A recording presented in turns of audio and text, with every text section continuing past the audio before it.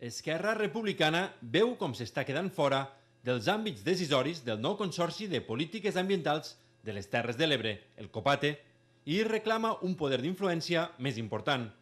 Els republicans asseguren que la gestació del Consorci s'està convertint en un joc polític en què Convergència i Unió ha triat el PSC i el PP com a companys de travessia i on s'hauria deixat de banda la resta de formacions.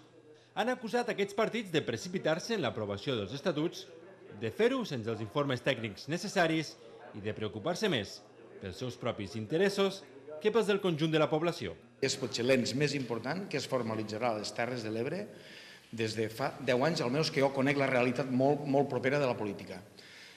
És impossible, i dic la paraula, és impossible que un ens així no es formuli amb un acord total de tota la comunitat política. Per què? Perquè la comunitat política representa els ciutadans i aquest ens és per al benefici dels ciutadans, per tant, de tots. I encara estan pensant en la vella dinàmica de partits de repartir-nos un pastís entre els que estem ben avinguts. I pel que sembla, ara, així com abans semblava una cosa diferent, Esquerra no és un partit, diguem-ne, preferent per a les negociacions. No ho és. Tampoc ho és Iniciativa. Esquerra ha assenyalat que requerirà els informes tècnics que han portat al Consell Comarcal del Baix Ebre a aprovar els estatuts del Consorci. En cas que no hi hagi les garanties jurídiques necessàries, han apuntat que podrien impugnar l'acord del ple.